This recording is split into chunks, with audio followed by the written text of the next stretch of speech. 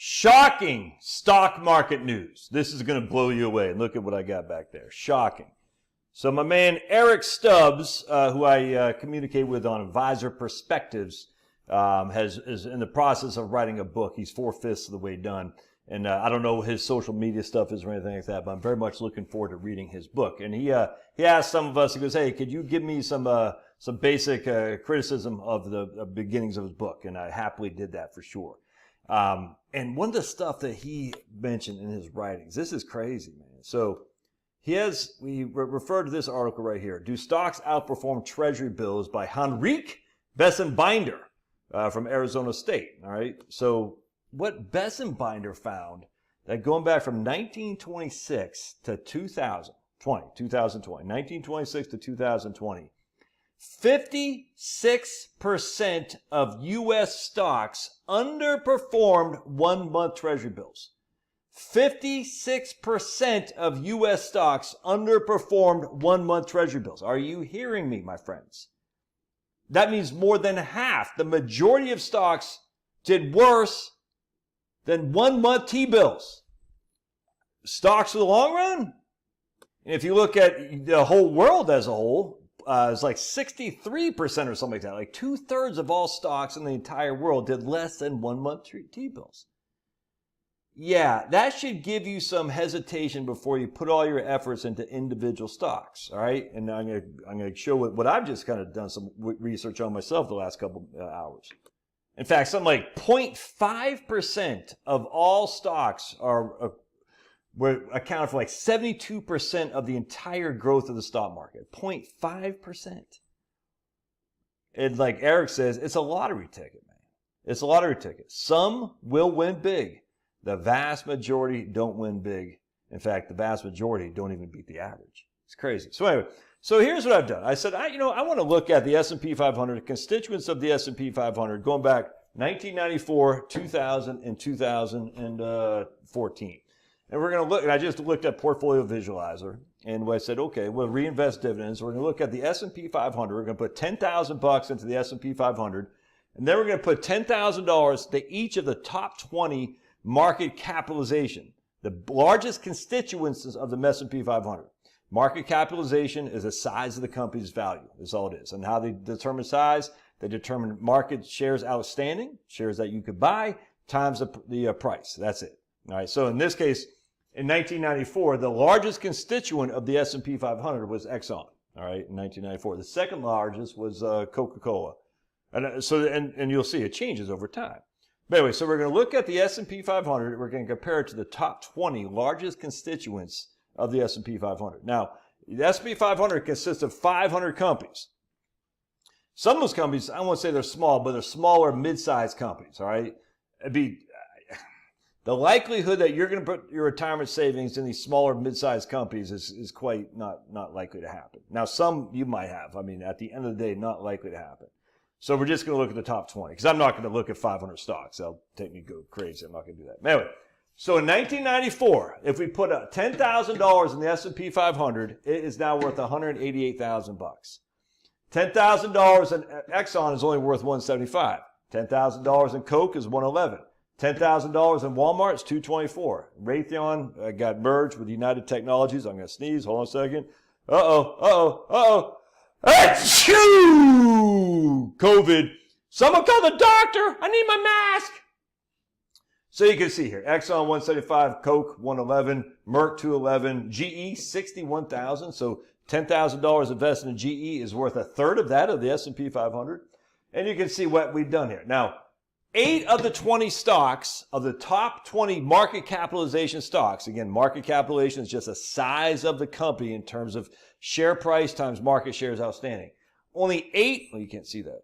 Only 8 out of the 20 outperformed the S&P 500. That's it. So you have a greater chance from 1994 of just being the S&P 500 than those stocks, because that means 12 of the stocks underperformed the S&P 500. Now, the interesting thing is, look at this, Microsoft. Microsoft went to $2.64 million. 10,000 invested in 1994, Microsoft went to $2.64 million bucks. That's pretty impressive. But again, only companies that beat, other than Microsoft, the highest one was Raytheon because all our wars, right? And so Raytheon is at 345. But everything else, look at this. AIG was worth $4,000 bucks. 3M worth 81,000. All those are good, but the S&P 500 smoked all that. All right. So now let's go to 2004. We're going to run the same numbers. In 2004, $10,000 in the invested in the S&P 500. Again, we're reinvesting dividends. Is worth 66,000 schmackaroonies. Microsoft now is the largest market capitalization. Why? Because it went from 10,000 is now worth 2.64 million in Microsoft. Where's Pablo? Pablo. So you can see why Microsoft now would be one of the largest companies out there because of the market cap plus the price per share. ExxonMobil went from number 1 to number 2. Now it's only worth 49,000 bucks. So Microsoft beat the S&P 500 significantly again. 10,000 invested in the S&P 500 in 2004. As of market price yesterday is worth $66,000. 10,000 invested in Microsoft is worth $241,000. But when all said and done, only 3 of the top 20 companies, only 3 beat the S&P 500. That'd be Berkshire, and just barely, and that'd be Chevron, just barely. I mean, look at Cisco. $10,000 invested in Cisco 2004. This is after the market crash, by the way, of 2001 and 2. Even here, Cisco is only worth 29,000 bucks. 10,000 bucks invested in Cisco in 2004 is worth 29,000 bucks. J&J 55, IBM 37, Verizon 34. All these guys, Citi 2,000 bucks. You invested $10,000 in Citigroup, you're down to 2,000 bucks. GE 14,000. Pfizer, look at Pfizer. So Pfizer is way down here, and now in 2004 it's way up here. The third largest market capitalization, and $10,000 invested in Pfizer is down to 17,000. Isn't that crazy? Chevron is worth 75,000 bucks, but again, the S&P 500 is 66,000. So in the spit business. But look at that. Only 3 of the top 20 market capitalization stocks beat the S&P 500. It's going to get even worse than that too. So let's go over here. Here we get now Apple. Apple is in the top right here. Not at all. People forget how bad Apple was in the late 90s, man. Apple was a crap show. It was. Remember, it went to freaking Bill Gates for, hey, no, please save our company. Anyway, so here's Apple, the number 1 market cap in 2014. 2014, if you would have invested $10,000 in Apple, it's worth 103,000 bucks now. In 2014, if you would have invested $10,000 in the S&P 500, it's worth 33,000. So Apple, Google, Microsoft, Berkshire, Oracle, Amazon, and JP Morgan. That's it. Those are the only companies that beat the S&P 500. Only 7 of the top 20 in market capitalizations beat the S&P 500. Not one time frame did the majority of individual stocks in the top 20 market capitalization beat the S&P 500. I can almost guarantee if you look at the rest of the S&P 500, the 480 stocks that follow, I can almost guarantee you the vast majority did not beat the S&P 500. So look at this. Apple did well. Microsoft again. So Microsoft, Exxon's on the top 3. Isn't that weird? But now we got some new constituents. Google wasn't in there before. Apple wasn't in there before. But Bank of America, $10,000 invested in Bank of America in 2014 is worth 27,000 bucks. $10,000 invested in Citigroup is worth 13,000 bucks. Look, GE is no longer in here. GE is in there. $10,000 invested in GE is worth 11,000 bucks. You can see GE though is coming over here. So in terms of market capitalizations, 1, 2, 3, 4, 5, number 7 in market cap, number 5 in market cap, and now here is number 11 in market cap, and now it's not even. They almost delisted, as a matter of fact.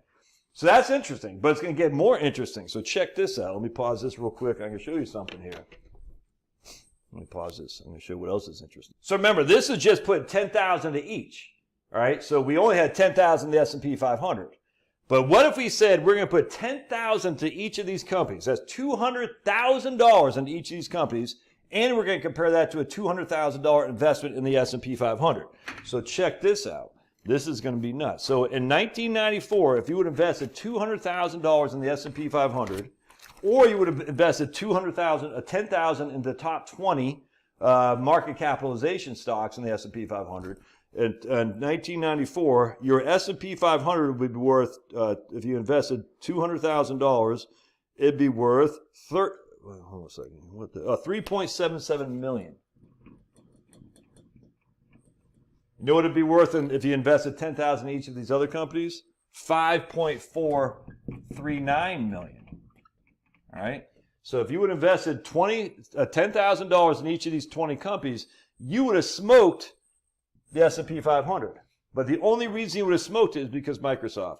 You take out Microsoft, it's only worth $2.792 million.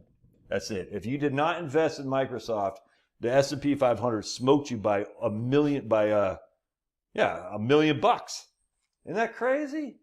If you missed that Microsoft train, your ass is grass, my friends. We go to 2004. If you would have put 200,000, 200,000, getting 10,000 for 20 stocks is 200,000, or 10,000 the S&P 500. In 2004, you are worth, and I can't read my own handwriting. Hold on just a second.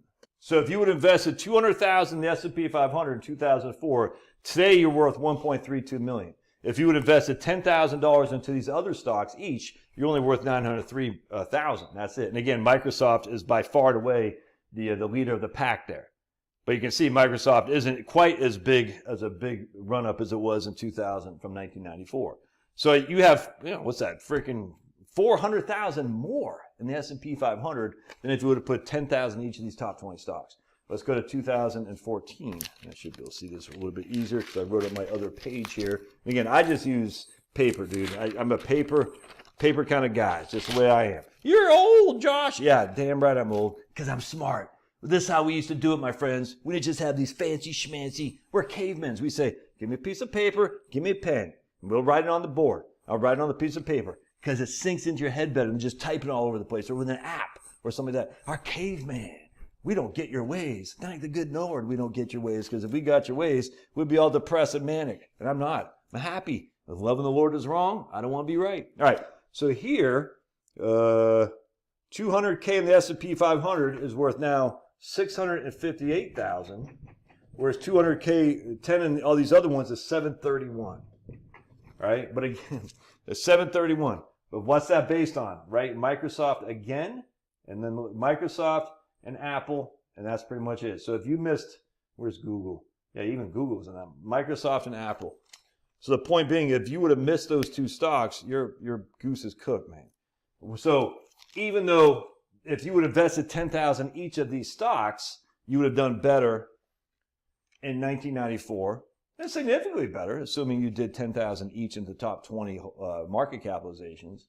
But if you would have only had 10 stocks, 5 stocks, 18 stocks. If you just would have missed Microsoft, you're in a world of hurt. From 2004 to 2024, even Microsoft and whatnot, in these top 20, you missed out on $400,000. And even though Microsoft is significantly higher than the other ones. In 2014 to today, you would have done better if you put 10,000 each of these guys. But again, if you missed out on Microsoft and Apple, you're in the world of hurt. So the question that comes to my mind is, well, would you do that again in Microsoft? Because don't you think people thought the same thing in GE and ExxonMobil back in the old days? Industrial companies, consumer, Walmart. Walmart was still just an up and coming. It wasn't. I mean, it's dominant, but it wasn't as dominant as it is now. And then Amazon took some of the lure off, but still, Walmart is a dominant company in the retail space. So how would you invest in these stocks now? So now we got 20 stocks to choose from.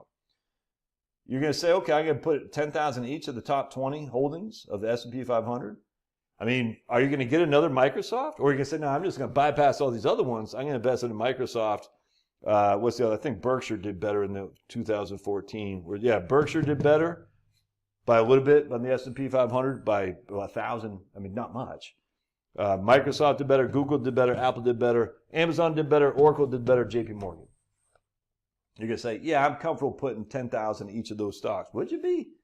I don't think so. Anyway, you got to have index funds. Now, I have 4 individual stocks. I got 100 shares plus dividends of Southern Company, 100 shares of Principal Financial Group, 100 shares of something called Akamai, something like that, A-K-A-M-I. I forgot what that even does. And I got 100 shares of something else. I forgot what it is. I don't have 100 shares of Costco, but I got something else. I just can't remember. Anyway, everything else I have is in the total stock index. And that's what you should do too, man. Because you're not going to, if you play this lottery and you don't have that lottery ticket, you're underperforming. And then you're going to be sitting there thinking, and the question is, how many people would have held on for dear life all these years? Not many. Just buy the index, be done with it, dude. And then it's cheap. The index, what costs 4 basis points? Literally for your stocks. You can tangle with individual stocks. I would not make that the basis of my overall portfolio. All right. Love your thoughts. Don't forget, my new investment course is down below. I talk about this stuff in my new investment course, and I think you'll get a lot out of that because I just talked about how to make this simple for you to keep the fees low and don't worry about it. So buy the link in the doobly-dook. You get a 30-day money-back guarantee. If you don't like it, just get your money refunded. It's $200 is what it costs. I can't imagine you're not going to get $200 worth of value out of that. I just can't imagine. All right. God bless. Love your thoughts.